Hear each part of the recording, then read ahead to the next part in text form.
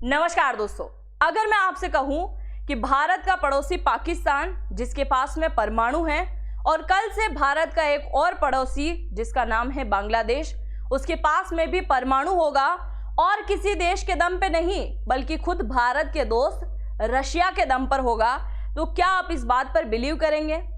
क्योंकि अभी हाल ही में कुछ ऐसी ही खबर निकल के आई है कि बांग्लादेश के अंदर परमाणु रिएक्टर बनाने की तैयारी में लग चुका है रशिया। और इस बात को सुनते हुए जितने भारत के लोग परेशान हो रहे हैं उससे कई गुना परेशान हैं चाइना और अमेरिका। तो आइए जानते हैं कि वाकई में यहाँ पर परमाणु बनने वाला है या किसी और बात को लेकर यहाँ पर प्रोजेक्ट चलाया जा रहा है। और अगर यहाँ वाकई में परमाणु बन रहा है तो चाइना का इस पर क्या रिएक्शन होने वाला है, और अमेरिका जो कभी नहीं चाहता था कि रशिया की एंट्री एशिया में हो, खास करके दक्षिण एशिया और मिडिल ईस्ट के अंदर, जहां लगातार रशिया अपनी पकड़ जो है मजबूत बनाने की कोशिश कर रहा है। तो आइए जानते हैं कि किस प्रकार की ये खबर रहने वाली है।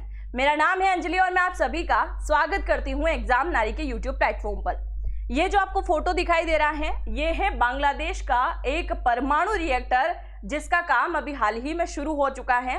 हालांकि ये प्रोजेक्ट शुरू करने का काम जो है 2017 में ही हो चुका था, यानी कि 2017 के अंदर एक मीटिंग हुई थी बांग्लादेश और रशिया की।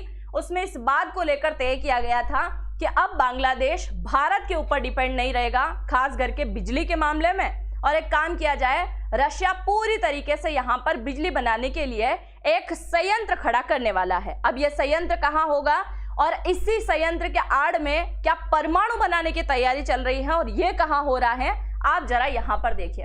ये आपको दिखाई दे रहा है हमारा देश, और हमारे देश के नक्शे में एक फ्री नक्शा आने वाला है, छुटकू सा आपको दिखाई दे रहा होगा, ये है बांग्लादेश।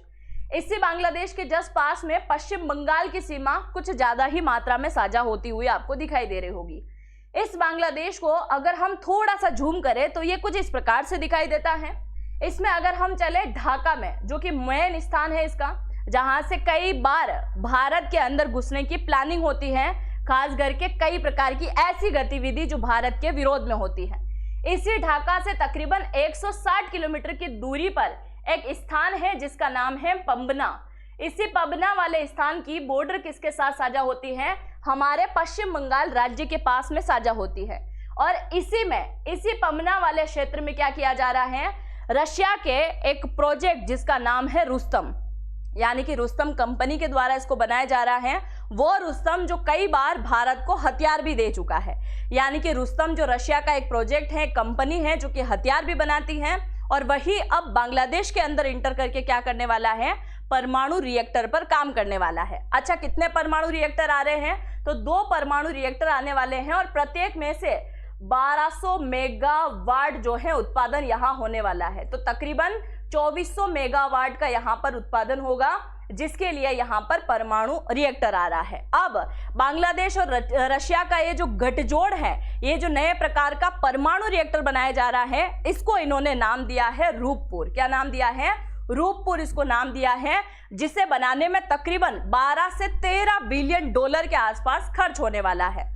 अब आप जरा सोचिए कि इस भीख मंगे देश के पास में इतना बिलियन डॉलर तो पैसा होगा नहीं, तो कौन लगा रहा होगा यहाँ पैसा? यहाँ पैसा लगा रहा है रशिया, यानी कि पुतिन यहाँ पर पैसा लगा रहा है। और पुतिन ने यहाँ पर पैसा लगाया है 90%, यानी कि 12-13 बिलियन डॉलर जो है उसका 90% खर्च कर रहा है रशिया, और इसका 10% कौन खर्च करेगा? तो ये खर्च करने वाला है बांग्लादेश। अब यहाँ पर सबसे बड़ा सवाल ये उठता है कि आखिरकार रशिया को इतना इंटरेस्ट क्यों है बांग्लादेश के अंदर? वो रशिया जो अब तक केवल भारत का दोस्त था, वो अचानक से बांग्लादेश को इतना कैसे चाहने लगा है? ये आपके मन में सवाल जरूर आ रहा होगा। पर इससे पहले आप जान लीजिए कि रशिया जो उसको यूरेनियम इनरिचमेंट देने वाला है, जो कि बिजली बनाने में काम आने वाला है, वो कौन सा इसको देने वाला है? तो आप सभी जानते हैं कि यूरेनियम की मात्रा अगर 90% शुद्ध कर दी जाए तो उससे बन जाता है परमाणु। यही यूरेनियम अगर 60% होता है तो इससे बनता है बम, और यही यूरेनियम अगर 2 से 10% होता है तो इससे बनती है बिजली। तो अभी रशिया ने कौन सा यूरेनियम दिया है? केवल 2 से 10% जो यूरेनियम होता है वो किसने दिया है? रशिया ने दे दिया है बांग्लादेश को।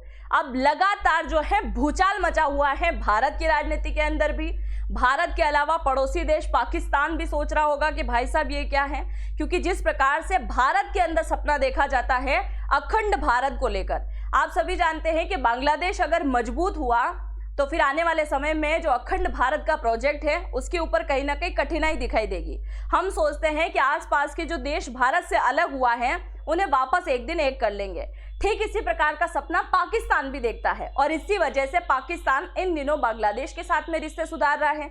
बांग्लादेश सोचता है कि पाकिस्तान सोचता है कि एक समय में ये बांग्लादेश हमारा पूर्वी पाकिस्तान था, आज नहीं तो कल हम एक बार फिर से इसे अपने साथ मिलाएंगे और भारत को बीच से काटने की कोशिश करेंगे।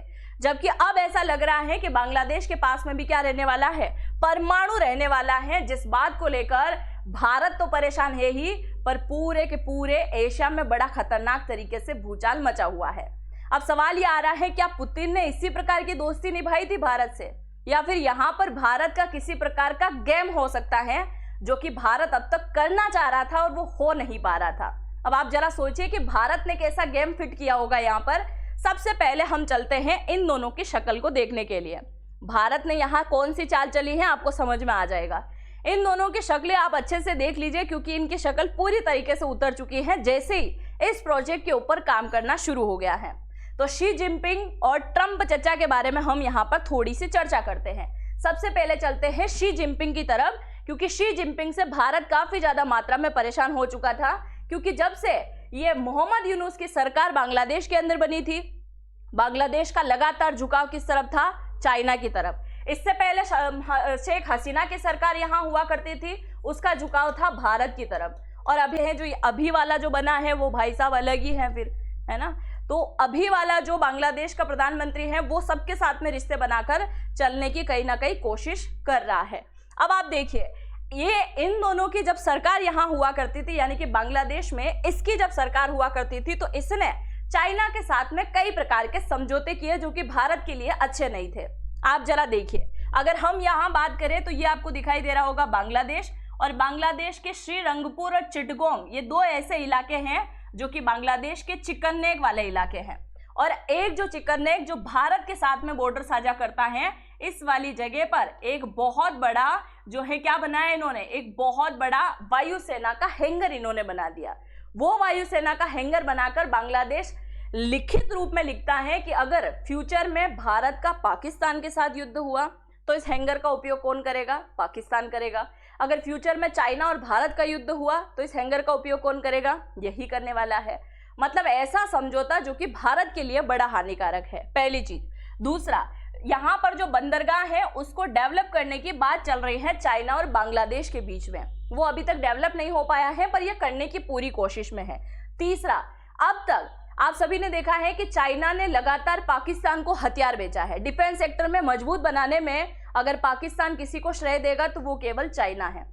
इसी प्रकार से बांग्लादेश को भी ये मजबूत बनाना चाहता था डिफेंस सेक्टर में, ऐसे मजबूत नहीं कि वो भारत से आगे बढ़ जाए, कुल मिलाकर ऐसे मजबूत बनाना चाहता था ताकि वो लगातार इससे हथियार खरीदे, इससे दबदबे में रहे, और फ्यूचर में चाइना जो भी नाच नचाए बांग्लादेश को वो उससे नाचना पड़े। तो हथियार भी इसने देना शुरू कर दिया। साथ ही म्यांमार के अंदर जो कोको द्वीप है, कोको आइलैंड जो है, जिसके ऊपर चाइना पहले से अपना दबदबा बनाकर बैठा है, यहाँ से यहाँ तक कनेक्टिविटी करने की ये कोशिश कर रहा था। अब इसके अलावा आप देखिए कि चाइना ने कई प्रकार की चीजें जो है डेवलप कर दी थी बांग्लादेश के अंदर। कुल मिलाकर बांग्लादेश किसके पलड़े में जा रहा था, चाइना के। और आप जरा सोचिए कि अगर बांग्लादेश चाइना के पलड़े में जाता हुआ दिखाई देता है तो सबसे ज्यादा मुसीबत किसके लिए साबित होगी, ऑब्वियसली भारत के लिए ही साबित होगी। इसी चाइना को देखते हुए बांग्लादेश ने कई बार धमकी दी थी कि हम चिकन नेक को काट देंगे। अच्छा, जब चिकन नेक कटेगा तो उसके लिए सबसे ज्यादा फायदा किसको, बांग्लादेश वालों को हो, चाइना वालों को हो, क्योंकि चाइना वाले तो अरुणाचल प्रदेश को लेने की बात करते हैं, और ये हमारा हिस्सा जो केवल 22 किलोमीटर में फैला हुआ है, इसे यह बांग्लादेश के थ्रू कहीं ना कहीं कटाने की बात करता है। तो अब चाइना ऊपर भी बैठा हुआ है और यहाँ पे भी घुसने की कोशिश कर रहा था, और यही बात भारत को समझ में नहीं आ रही है।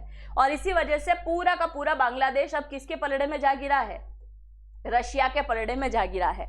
यानी रशिया आज यहाँ परमाणु रिएक्टर का काम कर रहा है, कल से रशिया यहाँ पर कुछ व्यापार भी करेगा, फिर यहाँ पर डेवलपमेंट भी करेगा। और अगर इन फ्यूचर में भारत और बांग्लादेश का युद्ध होता है, और जो कि आप सभी जानते हैं कि रशिया ने हमेशा भारत के साथ वफादारी निभाई है, और जब भी ये बात निकल के आती है कि आपको दो देश में से एक देश चुनना है और उसमें सामने अगर भारत दिखाई दे रहा है, तो रशिया पहले किसको चुनेगा? भारत को चुनेगा। और जिस दिन बांग्लादेश को लात मार दी गई, उस दिन वह वैसे ही सड़क पर आ जाना है, क्योंकि 80% पूरी तरीके से बांग्लादेश अब किसके हाथों में चला जाएगा? रशिया के, क्योंकि रशिया ने चाइना से भी ज्यादा इन्वेस्टमेंट यहाँ कर रहा है और ज्यादा यहाँ पर खर्चा करने वाला है, पैसा यहाँ पर देने वाला है, और जो ज्यादा पैसा देगा उसी की जी हजूरी यहाँ पर करना पड़ेगा। तो एक तो आपको एंगल समझ में आया होगा कि चाइना लगातार बांग्लादेश का करीबी बन रहा था, चाइना को अलग करना था, काउंटर करना था, इसीलिए भारत ने किसको बुलाया है? पुतिन को कहीं ना कहीं बुलाया है, क्योंकि चाइना और पुतिन चाहे कितने भी अच्छे दोस्त हो, पर एक तरफ से देखा जाए तो स्ट्रेटेजिक दोस्ती है वो, क्योंकि रशिया और चाइना की लगभग सीमा साझा होती है और इनके बीच में भी तनातनी चलती है, और इसी बात का फायदा अब यहाँ पर उठाता हुआ दिखाई देगा। दूसरे पॉइंट की अगर हम बात करें तो ये भाई साहब को तो अब अच्छे से जानते हैं, जो आए दिन युद्ध करते रहते हैं। अब डोनाल्ड ट्रंप के बारे में आप जरा सुनो। ट्रंप चचा की बहुत खराब नियत थी, किसको लेकर? बांग्लादेश को लेकर। आप सभी जानते हैं कि बांग्लादेश में इस तरफ एक छुटकू सा द्वीप पड़ता है जिसका नाम है सेंट मार्टिन द्वीप। इस सेंट मार्टिन द्वीप पर 2022 के आसपास से पहले से ही नजर थी। 2022 में तो अमेरिका ने खुलकर बोला था कि सेंट मार्टिन हमें दे दो, हम यहाँ पर एयरबेस बनाएंगे, पर इससे पहले ही नजर थी। और इसी चीज को लेकर कहीं ना कहीं शेख हसीना की सरकार भी गिरी थी, क्योंकि शेख हसीना की सरकार ने ही क्लियर करी है इस बात को कि जब अमेरिका ने कहा था कि बांग्लादेश का सेंट मार्टिन द्वीप हमें दे दो, हम इसको डेवलप करके यहाँ पर सेना को लाकर बिठाएंगे, और हम भारत के पक्ष में थे, इसलिए इसको देना उचित नहीं समझा। आप जरा सोचो कि बांग्लादेश ने इसको सेंट मार्टिन द्वीप नहीं दिया और रशिया को इन्वेस्टमेंट करने दिया, तो जलन तो होगी होगी।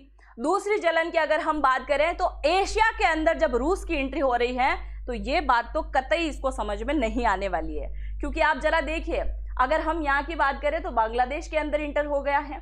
कहीं ना कहीं भारत की बात करें तो भारत का सबसे ज्यादा झुकाव अगर किसी देश की तरफ रहता है तो वो रशिया की तरफ ही रहता है। इसके अलावा अगर हम आगे चलेंगे थोड़ा सा, तो यहाँ पर आपको दिखाई दे रहा है ईरान, और ईरान का भी काफी ज्यादा सपोर्ट किसने किया है? रशिया ने किया है। इससे थोड़ा सा आगे चलेंगे तो इराक भी इसके ही साइड था कहीं ना कहीं, और जितने भी देश आपको दिखाई दे रहे हैं वो लगभग सब रशिया को पसंद करते हैं। तो धीरे धीरे रशिया क्या कर रहा है? अब यहाँ पर एंट्री कर रहा है, और ये बात अमेरिका 1960 से ही नहीं चाहता है। जब कोल्ड वार हुआ था तो उस समय भी अमेरिका नहीं चाहता था कि रशिया की यहाँ एंट्री हो, और वो यहाँ पर दबदबा बनाकर यहाँ पर खाड़ी देशों के अंदर घुसकर उसने अपने एयरबेस बनाए थे, रशिया को नहीं आने दिया। आज रशिया यहाँ पर आ रहा है तो कहीं ना कहीं दर्द हो रहा है। देखो, भारत के लिए फायदा है, पर एक नुकसान जरूर है, उस नुकसान के बारे में भी आगे हम चर्चा करेंगे। दूसरा, आप देखो, अगर हम ईरान की बात करें, अब हम अगर थोड़े से नुकसान की तरफ जाएं तो आप जरा सुनिएगा। पुतिन ने हर बार मिडिल ईस्ट के देशों की सहायता करी है। अगर हम बात करें ईरान की, आज आप जानते हैं कि दुनिया भर में 57 इस्लामिक कंट्री हैं। 57 इस्लामिक कंट्री में से केवल पाकिस्तान अकेला एक ऐसा देश है जिसके पास में परमाणु बम है, और उसी वजह से कहीं ना कहीं ये सारी कंट्री उसको पूजती है और मानती भी है। अब इसी लाइन में दूसरे नंबर पर कौन आ जाता है? तो ये आता है ईरान, जो काफी वर्षों से यानी कि 1950 के आसपास से ही कोशिश कर रहा है कि मुझे परमाणु बनाना है, अगर मैं परमाणु बना दूंगा तो मैं बन जाऊंगा खलीफा, और फिर पूरे के पूरे आसपास के मिडिल ईस्ट के देशों को मुझसे दबना पड़ेगा। ईरान परमाणु नहीं बना सकता था अगर रशिया ने मदद नहीं करी होती, चाइना ने मदद नहीं करी होती, उत्तर कोरिया ने मदद नहीं करी होती। खास करके अगर रशिया ने मदद नहीं करी होती तो कभी भी यहाँ पर ईरान जो है परमाणु कार्यक्रम चला ही नहीं सकता था। इसने मदद करी, पहले मदद करी थी केवल बिजली बनाने के लिए, और आज ये कहीं ना कहीं परमाणु बनाने के करीब है, क्योंकि 60% इनरिचमेंट ये कर चुका है, जिससे बम बनाता है और मिसाइलें बनाता है और फिर कई सारे देशों के ऊपर छोड़ने का काम करता है। वहीं आप देखो कि अगर हम बात करें तो पहली कंट्री तो इस्लामिक जो कि परमाणु संपन्न है वो पाकिस्तान, दूसरी हो गई ईरान, और फ्यूचर में होगा बांग्लादेश। क्योंकि आज बांग्लादेश के अंदर ये कहा जा रहा है कि हम केवल 2 से 10% ही यूरेनियम इनरिचमेंट भेज रहे हैं, जिसका उपयोग किसमें होगा? बिजली बनाने के रूप में होगा, और बिजली बनाने की आड़ में कहीं ऐसा ना हो कि परमाणु बनाने का काम यहाँ कंप्लीट किया जाए। हालांकि इसका पूरा एक दस्तावेज रेडी हुआ है, और ये किसकी निगरानी में होने वाला है? IAEA की निगरानी में। और ऐसे ही निगरानी एक बार इसने ईरान के अंदर भी करी थी, फिर भी ईरान ने आज इतना यूरेनियम इनरिचमेंट कर लिया है कि वो आगे बढ़ चुका है। दूसरी बात सोचने में ये भी आती है कि रशिया जब बांग्लादेश के अंदर जाके बैठेगा तो हर जानकारी भारत के पास पहुंचेगी। वो वही वाली बात है कि इजराइल हमसे कुछ भी नहीं छुपाता है, उसी प्रकार से रशिया भी हमसे कुछ नहीं छिपाने वाला है। तो बांग्लादेश के अंदर किस प्रकार की एक्टिविटी चल रही है, क्योंकि इन दिनों पाकिस्तान की जनता कुछ ज़्यादा ही जो है एंट्री और इंटरेस्ट लेने की कोशिश कर रही है बांग्लादेश के अंदर। तो बांग्लादेश के अंदर भारत का एक दोस्त का होना बहुत ज़्यादा जरूरी है। तो वो भी खबर कहीं ना कहीं हमारे लिए इंपॉर्टेंट रहने वाली है। बाकी IAEA की अगर हम बात करें, जिसे हम अंतर्राष्ट्रीय परमाणु एजेंसी कहते हैं, इसकी देखरेख में यहाँ पर बिजली का उत्पादन होने वाला है। और अब तक जो बिजली थी उसके ऊपर जो है बांग्लादेश किसके ऊपर डिपेंड था, भारत के ऊपर डिपेंड था। अब ये हमारे लिए कहीं ना कहीं फायदा भी है तो कहीं ना कहीं नुकसान के रूप में भी दिखाई देता है, क्योंकि भारत जो लक्ष्य लेके चलता है वो केवल बड़ा लक्ष्य है कि अखंड भारत।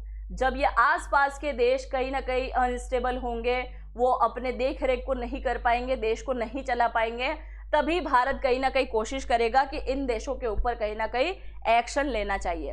बाकी इन फ्यूचर तो यही होगा कि अगर भारत बांग्लादेश का युद्ध हुआ तो इसे बर्बाद करने के लिए रशिया की एंट्री काफ़ी ज़्यादा जरूरी है, क्योंकि अगर रशिया यहाँ आया, भारत ने बोल दिया हट जाओ, तो ये पूरी तरीके से ख़त्म होगा। और जब ख़त्म होगा तो इसको भारत की शरण में फिर से आना ही पड़ेगा। बाकी आप क्या सोचते हैं पूरी खबर को जानने के बाद में, क्या ये जो रिएक्टर अभी चालू होने वाला है यहाँ पर ये सही है या गलत है, क्योंकि इसका काम तो ऑलरेडी शुरू हो चुका है। आप जो भी सोचते हैं अपनी राय को मुझे जरूर से कमेंट सेक्शन में लिखिएगा, और चैनल पर पहली बार आए हैं तो सब्सक्राइब जरूर से कर दीजिएगा। हाँ, और अगर आप मुझे इंस्टाग्राम पर फॉलो करना चाहें तो अंजलि वॉइस के नाम से आपको मेरी आईडी मिलेगी, तो आप मुझे यहाँ से फॉलो कर सकते हैं। यहाँ पे भी मैं कुछ न कुछ वीडियोस डालती रहती हूँ। आप सभी का बहुत बहुत धन्यवाद। और जेनरेटिव AI सीखने के लिए पहला कमेंट मैंने पिन कर रखा है, उस फॉर्म को जरूर से भर दीजिएगा, और आपको कोड डालना है नारी100, जिससे आपको डिस्काउंट मिल जाए। मिलते हैं नेक्स्ट वीडियो में, तब तक के लिए जय हिंद, जय भारत।